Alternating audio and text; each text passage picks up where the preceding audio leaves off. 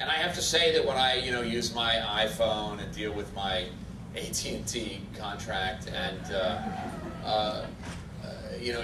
experience the frustrations that all of us experience with the communication devices that we have today, it's both a joyful story in the sense that, the era that we're living in right now is very much the stone age of convergent, handheld, individual sort of technological broadcast technology.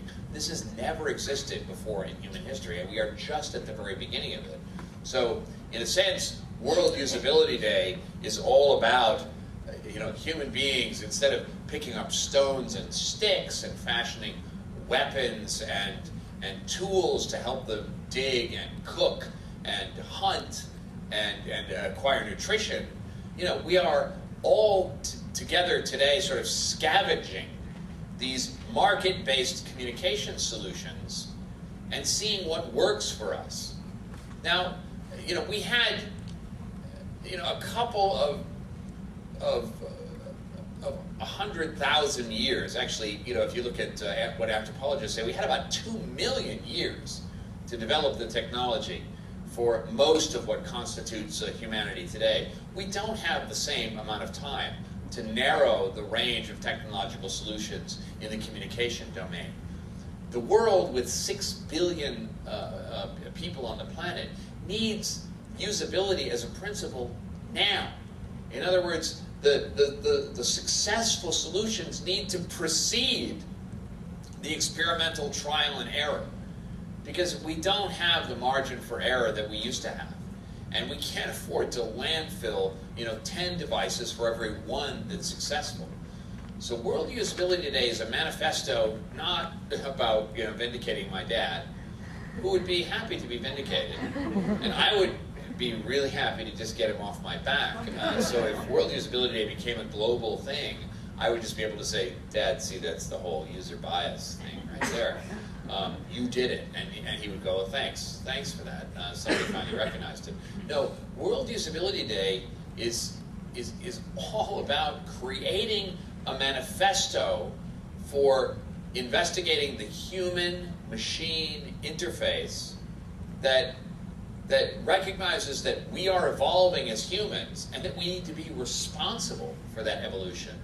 The ability to communicate on a planetary scale, whether it be in gaming or social networking, or whether it be in simple voice communication, or whether it be in maintaining databases of families or nations, or whether it be in maintaining political databases which constitute the sort of civic involvement of nations and regions throughout the world.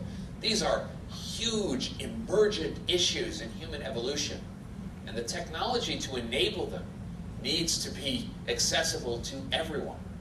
And right now, that is definitely not the case.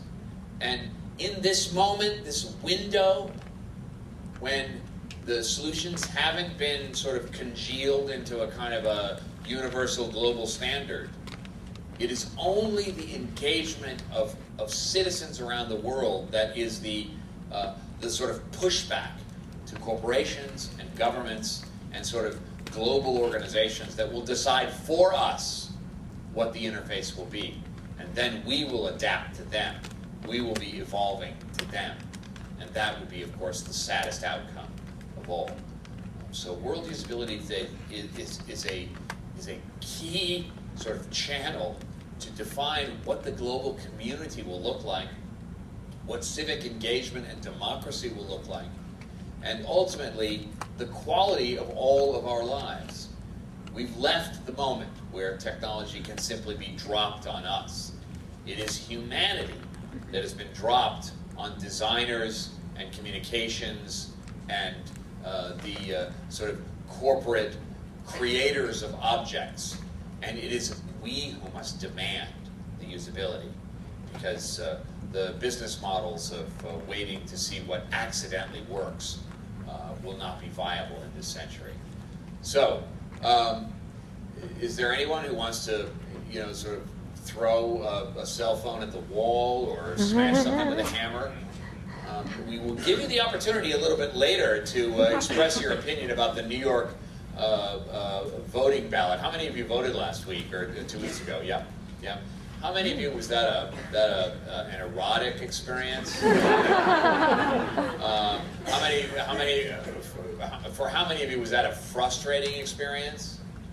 How many of you, and I can't imagine that this crowd, you know, is the kind of people who have like suggestions for improvements of things, or you know, fill out the form, like, or add comments to blogs. You guys aren't really like that, right? Anybody have any sort of suggestions for how the ballot could be improved? Raise your hands. Right? Okay. Keep thinking. Those of you who didn't raise your hands, keep thinking. We're going to give you an opportunity to give an actual pitch for how to improve the usability of perhaps one of the most important communication objects in American democracy, and that is the ballot. That's just an example here in New York, but is an issue everywhere in the United States, and certainly everywhere in the world. So I thank Elizabeth and Gloria and all the folks, and certainly the people at Bloomberg. And by the way, there are a couple of jobs that Gloria didn't mention. Michael Bloomberg is actually looking for someone to mow his lawns. Must be willing to fly to the Caribbean at a moment's notice. And yeah, there we go. Great. Okay, excellent. Good. TGI Fridays is looking for dishwashers over at the Empire State Building. And CNN is looking for someone to deal with Elliot Spitzer's schedule. They didn't really give me any more details about that, but his new show is doing really, really well. Anyway, thank you very much. Thanks to all of you.